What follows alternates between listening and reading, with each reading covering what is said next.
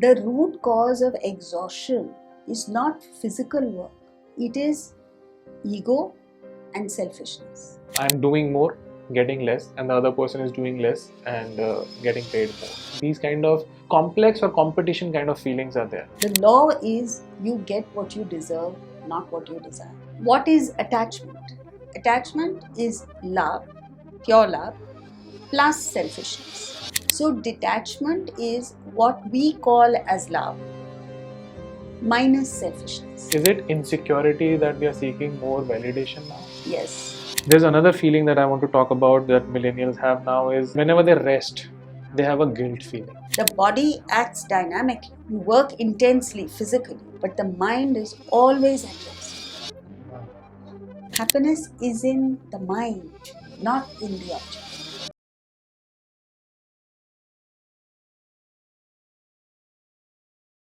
Hello ma'am, welcome to the Gut Feel Show Season 2. How are you? Thank you. I'm very well, thank you. It's a pleasure talking to you because the vibe of the room, I would say, changes when you're here. Thank you. That good a vibe you have. And I would like to start with the topic about detachment and how millennials today, people 25 to 40, are stuck around things. So we'll go in that direction. And like first thing that I want to know, just like people thinking कि मैंने सब कुछ कर लिया है life में पर फिर भी वो खुशी नहीं है is what where they are stuck. They're finding happiness and at the same time they're working for it, but they have a feeling कि मुझे मिल नहीं रहा है. What do you think about that? Can we talk about detachment first? Yes, ma'am. What is attachment? Attachment is love, pure love, plus selfishness. Yes. So, to the extent we are selfish, it surfaces in our interactions and relationships with people. So, many people think attachment is physical. It's not. You could be apart from a person and yet be terribly attached to the person. You could be in close contact with a person and be totally detached. Yeah. So, detachment is what we call as love, minus selfishness. So what happens is that when we are attached, we have expectations of the other person. We make demands on the person. And when these are not met with, there is bitterness, frustration, conflict. And this conflict then results in broken relationships or a distancing where you get fed up with the person. The relationship continues on the surface, but deep down there's nothing there. So what is the way out? Is continue your love, drop the selfishness. Now when we speak of detachment, people think it is physical separation from the person. That is not it. It is you continue the interaction, you love the person dearly, you spend all your time with the person, but internally you are self-sufficient, which means you're quite capable of being by yourself. Okay.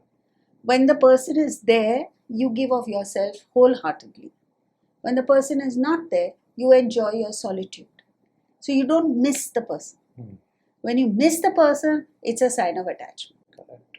So that it starts with first loving yourself and being good, like feeling good about yourself is where it starts. No, it's about being independent. Being independent. Okay. Like you don't need the other person to feel complete. Self-sufficient, that is the word. Self-sufficient. Ma'am, just say for example, we'll start with the thing of happiness. People are hunting for it, working hard for it, and still they don't have a feeling about it. What is that thing? See, fundamentally we make a mistake. Through our experience, we jump to the wrong conclusion. It's like, let's say, you have a desire for a particular object. As long as that desire is not fulfilled, the mind is in a state of turmoil, unhappy. When the desire is fulfilled and you gain the object, for the time being, the agitation ceases. You're happy. Now, up to here, it's fine. You attribute your happiness to the object. Yeah. Now, all we have to do is analyze. If happiness were inherent in the object, the same object should give the same quantum of happiness to everyone. This does not happen. Yeah. An object gives extreme pleasure to one person, extreme displeasure to another person. Example, a cigarette. Yeah, correct. So it cannot be in the object. Then where is it? So go back. As long as the desire is not fulfilled, the mind is agitated. When the desire is fulfilled, the mind is calm. So happiness is in the mind, not in the object.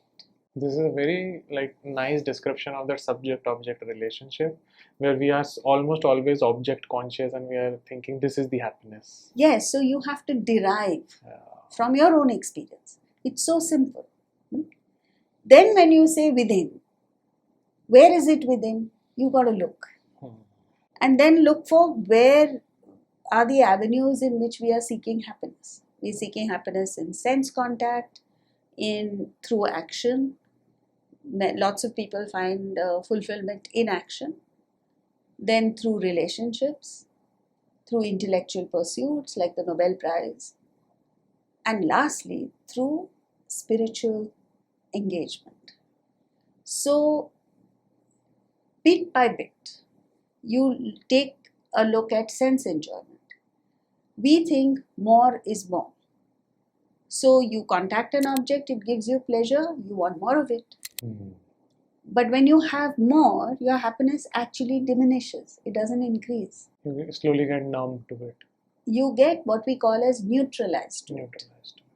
So it is the affluent who actually don't find happiness. The poor are denied.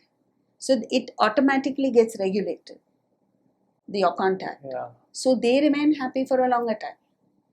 The way out is to regulate your contact. Okay. So don't eat mangoes 3 times a day just because you can afford it. Don't eat out every day just because you can afford it. Excess of everything. Regulate it. You have it once in 5 days, you enjoy it. In fact, enjoyment is in the keeping away. But what you are saying, ma'am, is requires a lot of self-awareness and sort of control in a way, because we are manipulated by our senses at times. Control, yes. Once we are done, people are in guilt. They'll have 3 times a mango, and 3 times in a day they will have the mango, and after that they'll feel guilty. But while they were doing it, they were not able to control that. Yes. So that is the crux, the intellect. The intellect needs to be used and developed. So in cases like alcohol, the intellect may be available, but it's not strong enough to control because that desire is too strong. Yeah. So you're emotionally driven in that case. No, it's a sense. Sensory. And ma'am, there's another common feeling which is I am there for everyone, but when I need someone, there's no one for me. People are living in this kind of a feeling, which can also be said as loneliness. So what do you have to say about that? What is this? Where is this derived from? Because people think मैं सबका कर रहा हूँ, मेरे लिए कोई नहीं. Well, that's not true, because that is just self-pity. If a person is genuinely doing things for others, he would find satisfaction, happiness in the doing. Yeah. He would not expect anything in return. The fact that you're expecting something in return means it's a business transaction, it's not giving. So it's fundamentally wrong when you say कि मैं सबके लिए था लेकिन मेरे लिए कोई नहीं है. So you are expecting in return. Exactly. And this is what this selfishness leads to loneliness. So you are in the midst of people, but within yourself you feel lonely. Yeah. And this is a very serious problem, particularly in the West, because they don't even interact with people. Yeah. And even here it's getting it's there. all digital interaction. Yes. So that you cannot emote with people digitally. Body language, all those expressions, the vibe that I mentioned, all these things you cannot digitally experience. Exactly. So there must be a conscious effort to interact with people. You know, in the old days, like my generation when we were young, in the summer vacation, we always went to Nana Nani's house. Same. And then there were all the cousins living together. And you had to make sacrifices. For instance, 15 people would share one bathroom. Yeah. Absolutely. And then we would sleep on the floor from one wall wait to for the things. other. Yes. There was no instant gratification. All of that. But we enjoyed it so much that we looked forward to the next. So far, these are my core memories also. Yeah. All my Nani Nana summer vacations. Now what has happened is everyone wants material comfort. So they want to go to Switzerland for a holiday, they want to go somewhere, they want attached bath, Checklist. they want their own room, you know. And depending on your priorities, you get that. You may get what you want or what you're asking for, but you don't get healthy relationships. Like when we lived like that, you developed close relationships with your cousins. Yeah. So you viewed your first cousins like your siblings. Yeah. Now siblings are viewed like enemies. Yeah.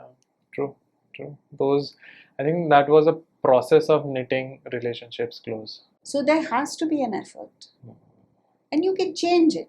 Now, under one roof, it's difficult to get 20 people to live together. But like my family, we go out once a year to a resort where all of us can stay together. Hmm? So we are interacting, we are having fun. We may fight. I mean, the youngsters may fight. But they make up and they like it. Yeah. So unless you make an effort to connect with others, they are not going to make that effort. It's a two-way street. You have to. And when you make that effort, you feel fulfilled. You no longer feel lonely. And my next question is in regards to people who like spend more time at home. Like they're either a homemaker or they are at home because maybe they're pregnant, something like that. They're staying at home more. So there is a common feeling that ghar ke kaam or the home work that is at home is only noticed when it is not done, or someone who was doing it is not there, chutti pe, for example. So there is this kind of a frustration sets within the person who is more at home these days, because either that person is over struggling, or when that person is not able to do, then everyone feels कि ये काम अब कैसे होगा. So there's this common imbalance within the houses. So is there this? Do we misunderstand it, or how can we handle that better in a better way? See, there again, it is because you want appreciation. You want a pat on the back. You want people to say you've done a good job. That is the crux of the problem. Why do we want appreciation? If I'm doing work for my own husband and children, why do I want a pat on the back? I'm just doing what I ought to do, right? Absolutely. And that is how it was before, few decades ago. Correct. The lady of the house was never acknowledged. Yeah. But she didn't feel it because in the doing for the family, she got supreme satisfaction. And that was how it was supposed to be. Like, for example, exactly. But I think we have misunderstood how it is supposed to be. Now everybody wants, thank you. Thank you for cooking me my dinner. Are? No? And it's not that in those days people did not feel grateful, but it was not expressed on a daily basis. Yeah. You expressed it in subtle ways, in different ways. Yeah, indirectly. Yeah. It was more indirect. You see, emotion when expressed loses its value. Yeah. Emotion, when it's there and it remains subtle, it has the greatest value. Absolutely. That's a beautiful thing you said. Yeah. Earlier, when there were joint families, husband and wife very rarely got time to spend with each other. Yeah. But just a glance was so fulfilling. Now they're holding hands, kissing, it still doesn't... so it's now become endless. Yeah. Now, earlier scarcity used to make them feel fulfilled. Not scarcity, subtlety. Subtlety. Yeah. Like once in a while or something like that. And you didn't need it because you knew you were secure in the feeling, in the satisfaction that the other person cares for me. I don't need authentication on a regular basis. That's the word that I wanted to use. Like, is it insecurity that we are seeking more validation now? Yes, we are very, very insecure within ourselves. So you want validation every day, every moment. You want approval from everyone. And ma'am, then one more thing that millennials are going through, in at least maybe let's say at work, okay, what I get, I finish my work, but again that they feel that I get it because I can do it, and then they feel overburdened. That why, like someone, let's say, is overgiving or like is doing 2 times more work than they could do, but at the end they get exhausted, and then they feel that they've been overdone, or they get burnt out, how to deal with this kind of a feeling, because a lot of people genuinely want to put in a lot of effort, and at the end they sort of drop out somewhere down the line. And these are good people, these are really good people who want to help the company they're working with or help the people they're working with. How can these people manage themselves better? See, even here, the root cause of exhaustion is not physical work. It is ego and selfishness. So, The so does it eventually egoistic pops in? concept that I am the doer, that tires you and drains you of energy. And the selfishness that I am the doer, I am important, and no one is giving me the importance. You know, because you take a look at a child. The younger the child, the more energetic the child is. It never gets tired. Absolutely. And when it's sleepy, when it's physically tired, it just goes to sleep. It wakes up the next day full of energy again. Why? Because it is free from ego and free from selfishness.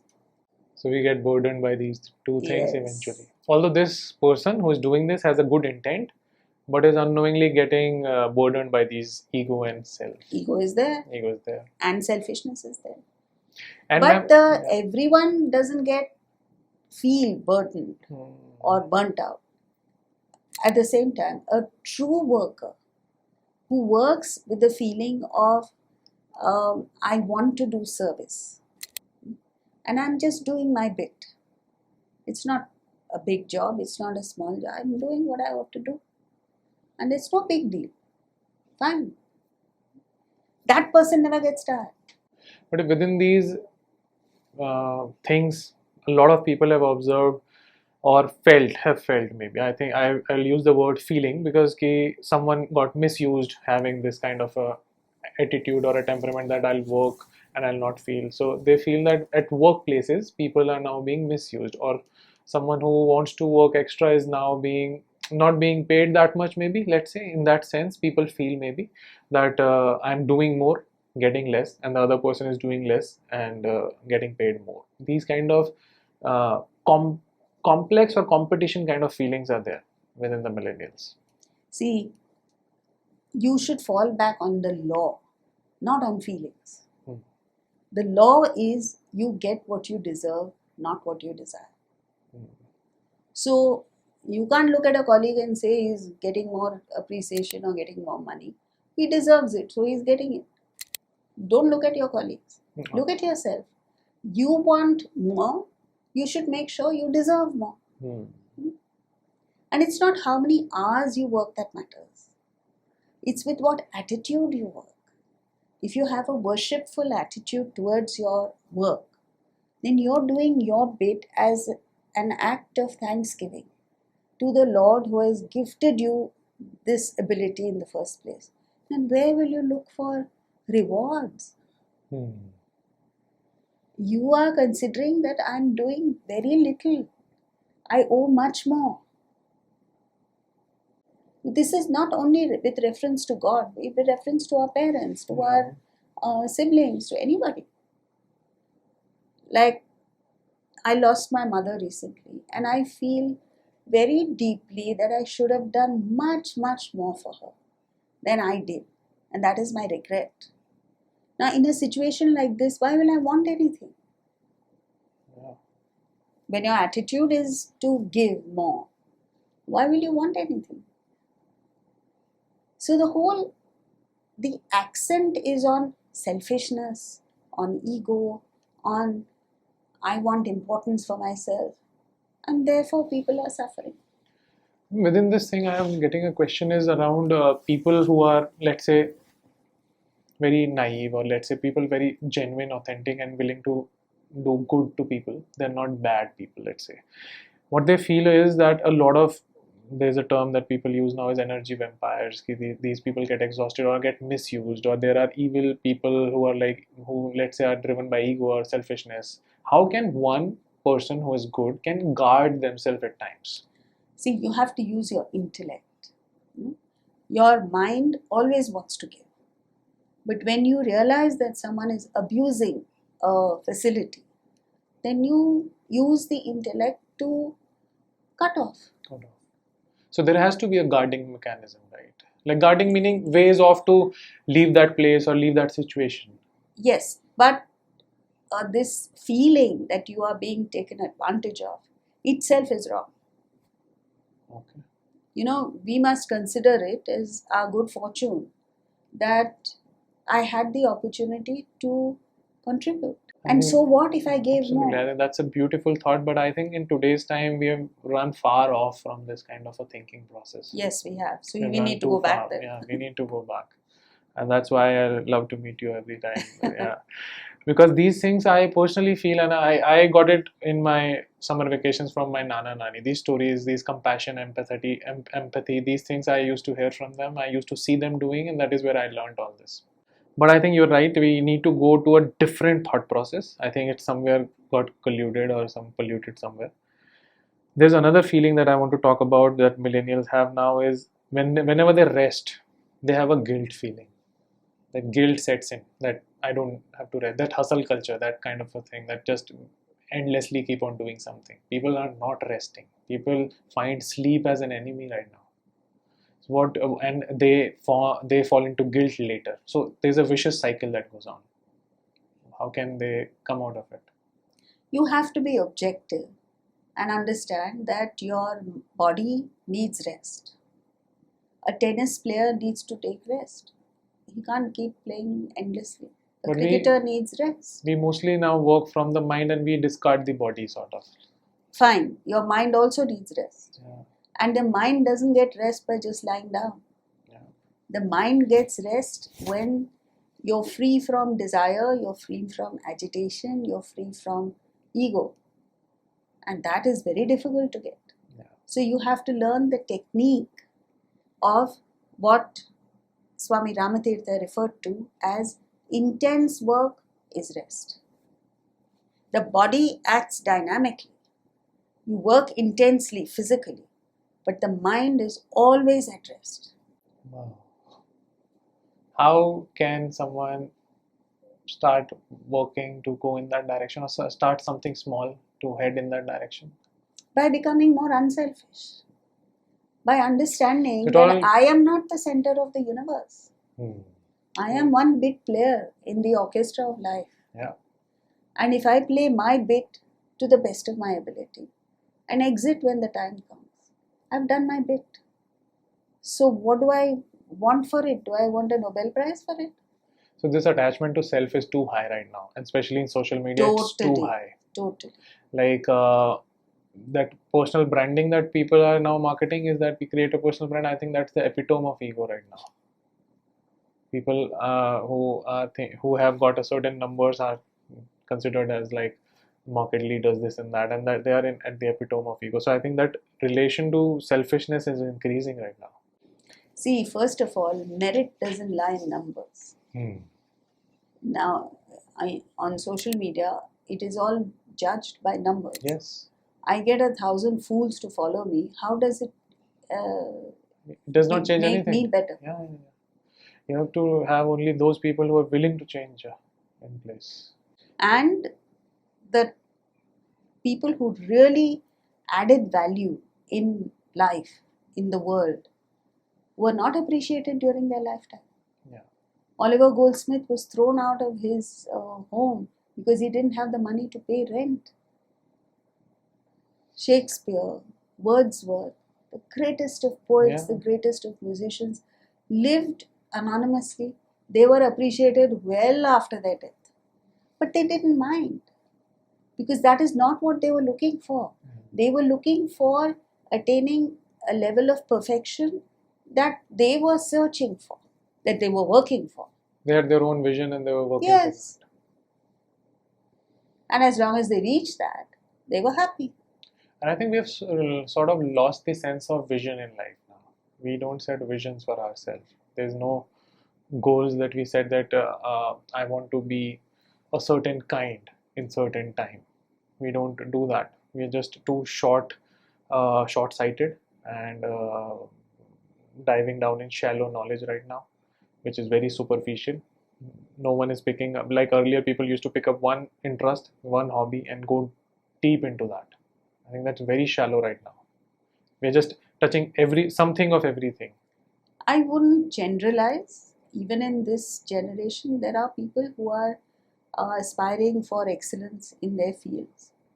But yes, because of social media and the environment, it is influencing us to go for what we call as instant pleasure. Yeah, instant gratification is at peak. Mm. Also, after our first podcast, a lot of people had inquired to me that they want to meet you. They want to talk to you in person. How can people do that if you can help us out? If your audience is in Delhi, Yeah. then I come to Delhi at least twice a year, Okay. more often. My next visit is going to be in September, where we're having lectures on the Bhagavad Gita, Wow. chapter 2, Okay. from 18th to 21st September at Kamani Auditorium. They are free and open to all, so your listeners are most welcome to attend. Superb. And also, ma'am, a lot of millennials who are working on themselves, I would say, if they want to learn about Bhagavad Gita, how can we help them out? Yes, we have webinars every Saturday, so they can visit our website and register for it. That also is free. And we have the entire Bhagavad Gita on pen drives, Wow. which they Okay. can access at any time and listen to it or watch it, video and audio. We'll put that in the description then. Yes. Okay, great. And we'll do a small question and answer about the most common questions that millennials are going through. Like a lot of people again have this thing that people expect more from me. That expectation feeling that people are burdened by expectations, and then they feel that what is my limit? How much can I extend? How to work on this kind of a feeling? Yes, here you have to separate others' expectations from you and what you want to do yourself, based on identifying your swadharma and what is it that you want to do in life. For instance, if there be a person who wants to pursue music and there are others who expect him to do well in business, he is not obliged to cater to them, because his own swadharma means the talent that you're born with, the particular expertise that you have, that is very sacred to you, and you must identify that and work in the field of your swadharma, and you must not compromise on that at all. How can, ma'am, I have an extended question to this, how to identify or how to at least start working in that direction? Look back into your childhood, whatever enthused you, whatever you felt passionate about, whatever you wanted to continue doing and you didn't leave it even when your parents called you to dinner, what you were excited about. This is your swadharma. So you can write down 2 or 3 things that excited you and repeat this exercise after 2 or 3 weeks when you've forgotten. Start afresh. Then you find the same thing repeating. So that That's means your you'll be swadharma. calling. Okay. And ma'am, a lot of people have this feeling that am I selfish if I protect myself? Like if protect meaning self-care, let's say. No, because you know yourself best. And you know what your aspirations are. You know what you want out of life. And that must be catered to first. And then you can bend over backwards to do things for others. That's fine. But if your core interest is threatened or messed with, then you are not obliged to. So that should be the first priority. Yes. And then there's another feeling that people who stay calm, they have an internal feeling that people consider me as a doormat now, that you can be just taken for granted, kind of a feeling. So they slowly start to pop out of that feeling. So they start getting angry or they start getting upset. So in general, a person who is a calm temperament, how can they sort of stay protected and stay in that situation? See, if you tend to be a passive person by nature, then you have to identify areas which are non-negotiable. And in those areas, put your foot down nice and hard. In other areas which are not important to you, like picking the color of the curtains maybe, you allow others to have their way. So choose your wars wisely. Choose your battles. Battles wisely. Again, ma'am, there's criticism. That's something people don't understand. Criticism, because either it's small or big, it feels personal. How to handle criticism? See, the first thing we must do is to find out whether that criticism is factual. Okay. Like for instance, if I am unpunctual and somebody points it out, I can't get angry because that's the truth. And then I have to deal with, why am I unpunctual? How can I make myself punctual? So that's a positive way of looking at it. And if somebody calls me a donkey, I must look and see whether I have a tail and long ears. If I don't, I sympathize with the person. He's making a mistake. So factual. So either way, you don't get agitated. You don't get disturbed. So criticism is more like listen it, process it, take the good out of it, and just send it out. Yes. एक कान से सुनो, दूसरे कान से निकाल. And when a lot of people have a feeling कि सब कुछ मैं ही संभाल रहा हूँ, सब कुछ मैं ही कर रहा हूँ, they have a me kind of a feeling. That's ego. Yeah, that's again ego, right? Because they sort of then start blaming everyone, and then they're like, मुझे ही करना पड़ता है सब. That's a common feeling that. See, the price you have to pay for ego is mental agitation, stress, lack of sleep, all of this. You pay for it. So a lot of element on the mental instability is with ego and self. Yes, because if you have the capacity to do more, you will do more, and you will, if you don't have ego, you'll consider yourself blessed that you have the opportunity to serve better. Why is someone else not doing? Because he doesn't have the ability. Then ma'am, a lot of us are stuck into analysis paralysis, which is overthinking. Deep down overthinking.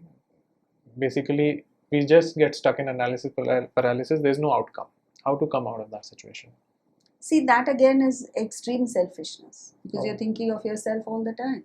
But a lot of overthinkers are also scared of taking an action. Fear is a modification of desire. Desire comes from selfishness. Oh. People might take time to process this. Yeah. Because a lot of, you're right. See, all problems emerge from selfishness.